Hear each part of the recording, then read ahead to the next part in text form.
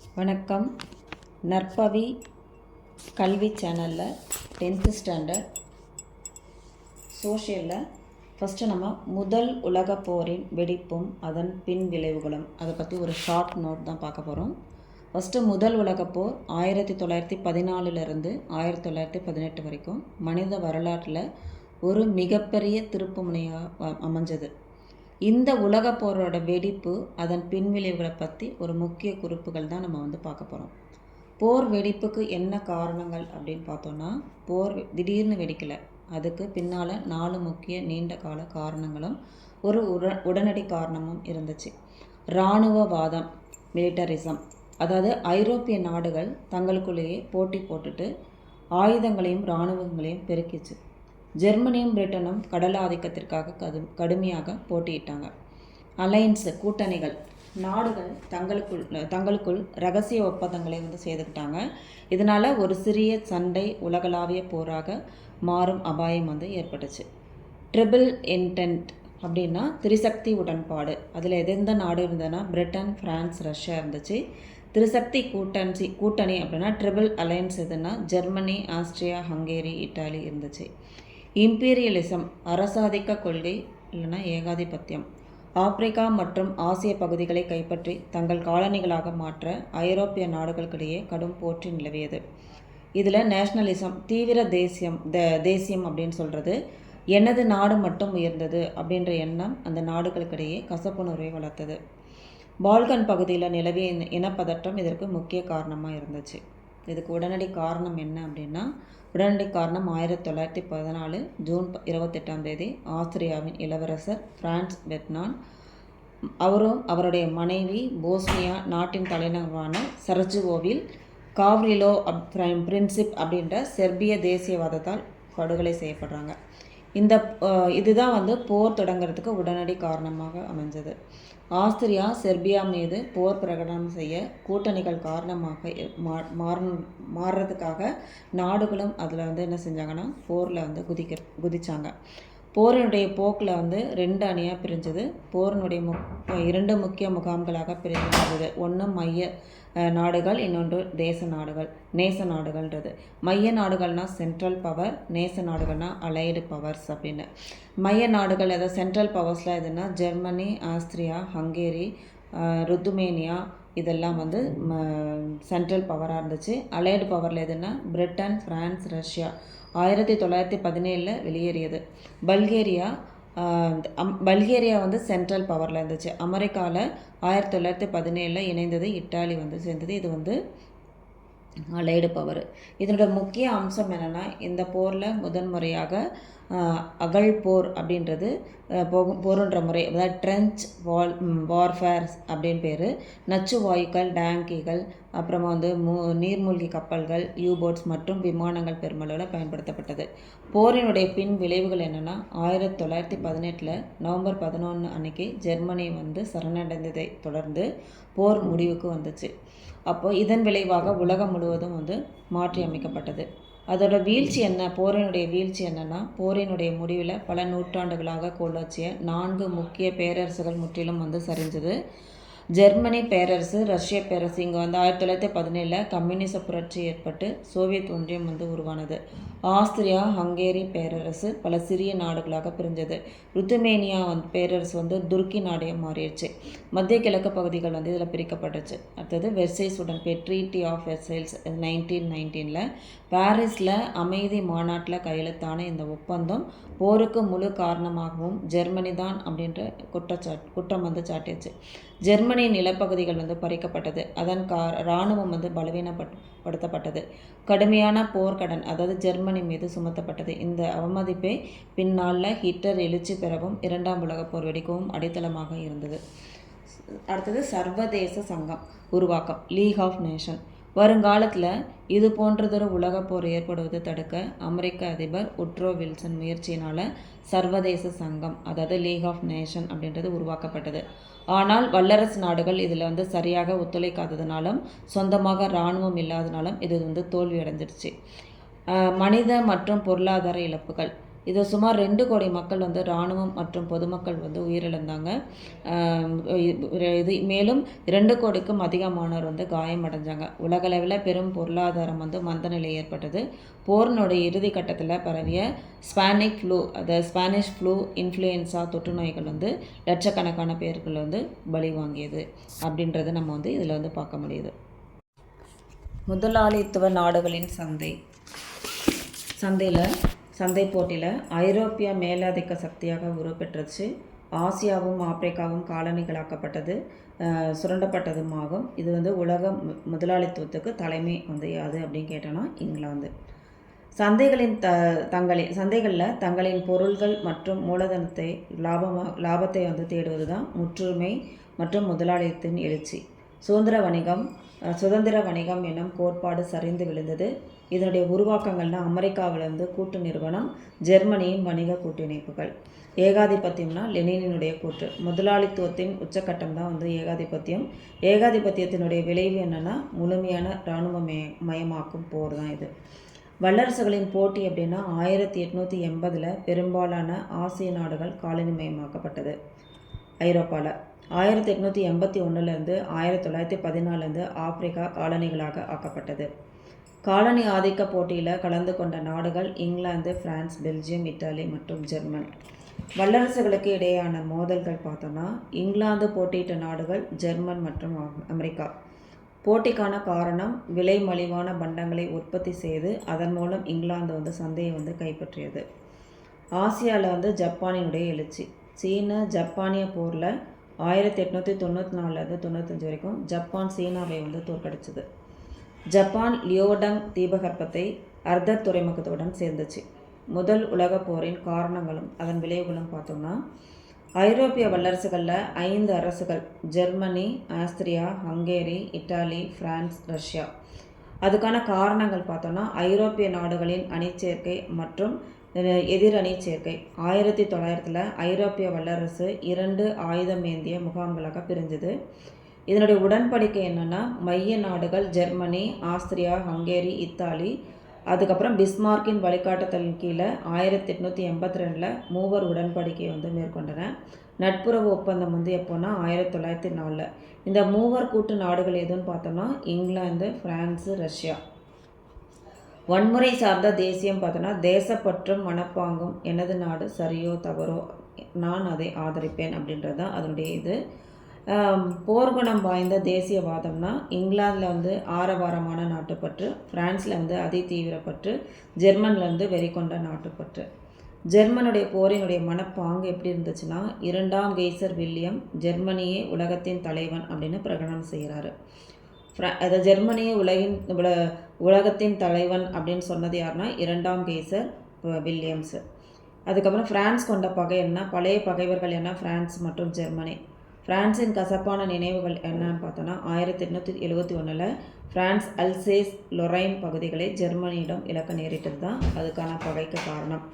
Balkan பகுதியில் ஏகாதிபத்திய அரசியல் அதிகாரத்தினுடைய வாய்ப்பு என்னன்னு பார்க்கும்போது 1908 இளம் டர்க்கிஸ் வந்து என்ன பண்ணாங்கன்னா புரட்சி. அதனுடைய காரணம் என்ன, துருக்கியில் ஒரு வலுவான நவீன அரசை உருவாக்கும் முயற்சி தான் வந்து அதோடது. பால்கனுடைய போர்கள்.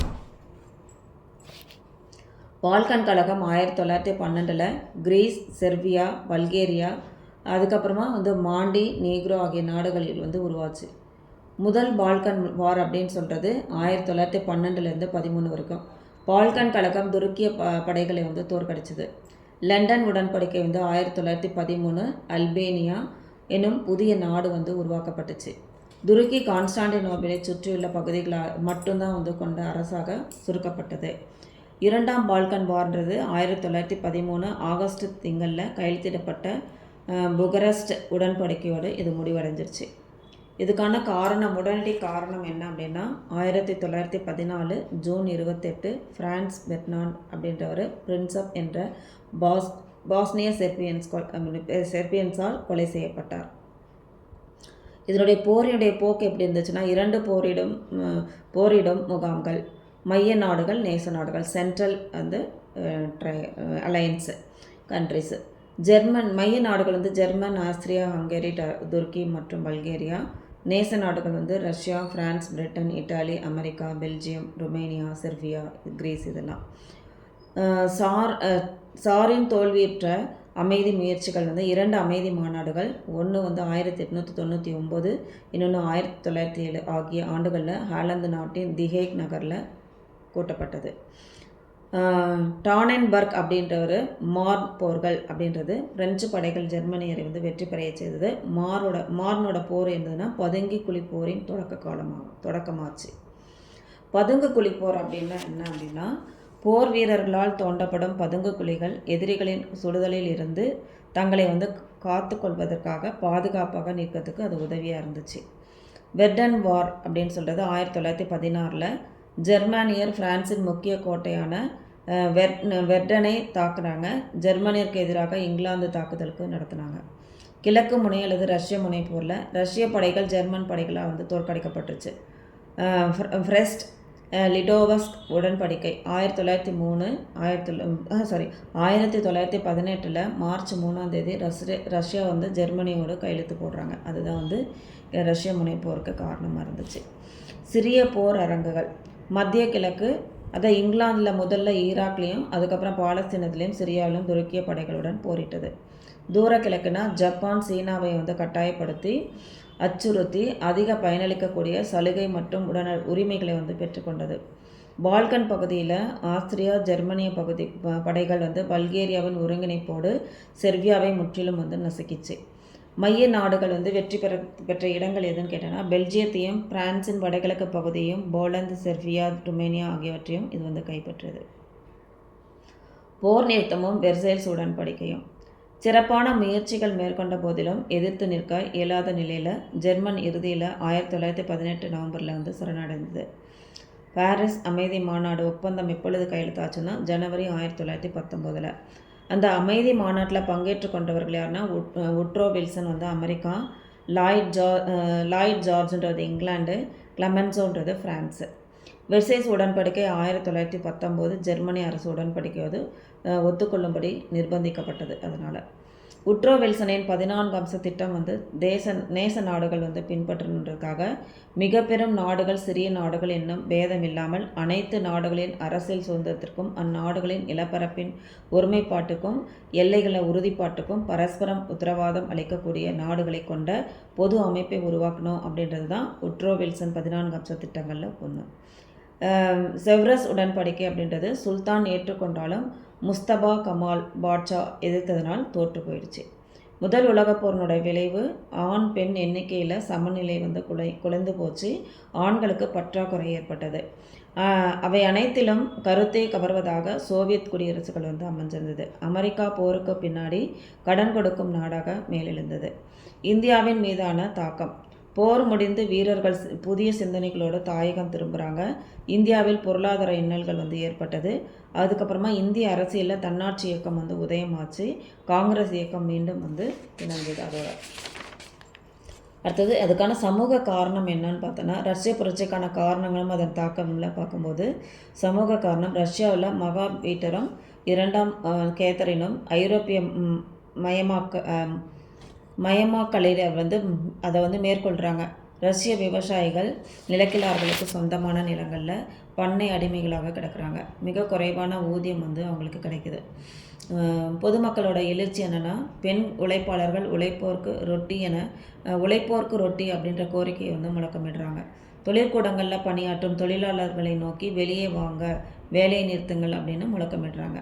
தற்காலிக அரசில் 2 அமைப்புகள் இருந்துச்சு. பூர்ஷ்வா அரசியல்வாதிகள் அமைப்பு, அப்புறமா வந்து தொழிலாளர்களின் பிரதிநிதிகள் குழு அல்லது சோவியத் அமைப்புன்றது. தற்காலிக அரசின் தோல்வி அப்படின்னு சொல்லலாம். லெனின் முழக்கம் போர்க்காலத்தில் பெரும் துயரத்தில் இருந்த மக்களுக்கு வந்து ரொட்டி, அமைதி, நிலம் அப்படின்ற முழக்கத்தால் வந்து அது கவரப்பட்டது. லெனின் தலைமையில் போல்ஸ்விக் ஆட்சி வந்து கட்சி ஆட்சியை வந்து கைப்பற்றுது. 1917 நவம்பர் திங்கள் 8ஆம் நாள் ரஷ்யாவில் புதிய கம்யூனிஸ்ட் அரசு வந்து ஆட்சி வந்து பொறுப்பேற்றது. போல்ஸ்விக் கட்சிக்கு வந்து ரஷ்ய கம்யூனிஸ்ட் கட்சி அப்படின்னு புது பெயர் வந்து கொடுக்கப்பட்டது. லெனின் வந்து 1870 மத்திய வோல்காவில் வந்து பிறந்தார். கார்ல் மார்க்ஸின் வந்து சிந்தனைகளால் வந்து இவர் ஈர்க்கப்பட்டார். அப்போ லெனின் ஆதரவாளர்கள் வந்து போல்ஸ்விக்கும் அவருக்கு எதிரானவர் வந்து மென்ஸ்விக்கும் அப்படின்னு அழைக்கப்பட்டாங்க. பிரவ்தான்றது ரஷ்ய மொழி சொல். இதனுடைய பொருள் அப்படின்னா உண்மையின் பொருள். 1918 1991 வரைக்கும் சோவியத் யூனியனின் கம்யூனிஸ்ட் கட்சியினுடைய அதிகாரப்பூர்வமான நாளேடு தான் இது, பன்னாட்டு சங்கம். அதோட அமைப்பு என்னென்னா பொதுச்சபை செயற்குழு செயலகம் அப்படின்னு இருந்துச்சு. பன்னாட்டு நீதிமன்றம், பன்னாட்டு தொழில் அமைப்பு முறைன்னு இருந்துச்சு. இதில் நிரந்தர உறுப்பினர்கள் Britain, France, Italy, Japan, America. இதனுடைய உறுப்பு நாடுகள் வந்து பன்னாட்டு சங்கத்தினுடைய செயலகம் வந்து ஜெனீவா. முதல் பொதுச் செயலாளர் வந்து சர் எரிக் ட்ரம்மாண்ட் அப்படின்றவர் பிரிட்டன்காரரு. பன்னாட்டு நீதிமன்றம் அமைஞ்சிருக்க இடம் தி ஹேக் நகரில் 15 நீதிபதிகள் இருக்காங்க. இதனுடைய குறிக்கோள் என்னென்னா போர்களை தவிர்த்து உலகில் அமைதியை நிலைநாட்டுறது தான். சமூக பொருளாதார விஷயங்களில் பன்னாட்டு ஒத்துழைப்பு வந்து மேம்படுத்துவது. இதன் செயல்பாடுகள்னு பார்த்தா ஆலண்ட் தீவு பிரச்சனை 1920 பின்லாந்து மற்றும் ஸ்வீடனுக்கு இடையே. இப்போ சைலேரியா எல்லை பிரச்சனை 1921 போலந்துக்கும் ஜெர்மனுக்கும் இடையே. கிரீஸ் போர் இழப்பீடு 1922 கிரீஸ் மற்றும் பல்கேரியாவிற்கு இடையே. லக்கர்னோ உடன்படிக்கை வந்து 1925 ஜெர்மனி, பிரான்ஸ், பெல்ஜியம், இங்கிலாந்து, இத்தாலிக்கு இடையே. கட்டுப்பாட்டை மீறுது. ஹிட்லர் வந்து மாநாட்டில் இருந்து விலகியறாரு 1932 ஆயுதங்களை இருக்க அனுமதி மறுக்கப்பட்டது. அதுக்கப்புறமா ஜப்பான் வந்து வெளியேற்றம், மஞ்சூரியாவை தாக்கியதற்காக சங்கம் வந்து கண்டனம் செய்ததுனால வெளியேறினாங்க. இத்தாலி விலகல் 1931 எத்தியோப்பியாவை தாக்க சங்கம் தடை விதித்ததுனால இத்தாலி வந்து விலகப்பட்டது. சங்கத்தினுடைய இறுதி நடவடிக்கை என்னென்னா 1939 பின்லாந்தை தாக்கியதற்கு ரஷ்யாவை வெளியேற்றியது. நினைவில் நம்ம என்னெல்லாம் வச்சுக்கணும் அப்படின்னா மூவர் கூட்டு எந்த வருஷம்னா 1882 சீனா ஜப்பான் போர் 1894 95 வரைக்கும். குருதி ஞாயிறுன்றது ஜனவரி 22 1905. பால்கன் கழகம் 1912. லண்டன் உடன்படிக்கை மே 1913. புகாரெஸ்ட் உடன்படிக்கைன்றது ஆகஸ்ட் 1913. லண்டன் ரகசிய ஒப்பந்தம் ஏப்ரல் 1915. ரஷ்யாவில் புதிய கம்யூனிஸ்ட் அரசு வந்து நவம்பர் 8 1917. பிரஸ்ட்-லிடோவஸ்க் அப்படின்ற உடன்படிக்கை வந்து 3 மார்ச் 1918. பன்னாட்டு சங்கம் கலைக்கப்பட்டது வந்து 1946. இதில் 2 மதிப்பெண்கள் 5 மதிப்பெண்கள் உலக வரைபடம் இப்படி கேட்பாங்க. இதில் 2 மதிப்பெண்களை மூவர் கூட்டு நடவடிக்கைகளின் நாடுகளினுடைய பெயர்களை சொல்லுங்கன்னு கேட்கலாம். பதுங்குக்குழி போர் முறை குறித்து உங்களுக்கு என்ன தெரியுன்றதை எழுத சொல்லலாம். முஸ்தபா கமால் பாட்ஷா வகுத்த பாத்திரம் என்ன, அதாவது கேரக்டர் என்னன்னு கேட்கலாம். அதுக்கப்புறம் முதல் உலகப் போருக்கான காரணம் மற்றும் விளைவுகள் கூட கேட்கலாம். அப்புறம் ஜெர்மனுடைய தொடர்பில் வெர்சேஸ் உடன்படிக்கையை பற்றி எழுத சொல்லி கேட்கலாம். அதுக்கப்புறம் நேச நாடுகள், அச்சு நாடுகளை பற்றி வரைபடத்தில் வந்து உங்களை வந்து கேட்கலாம்.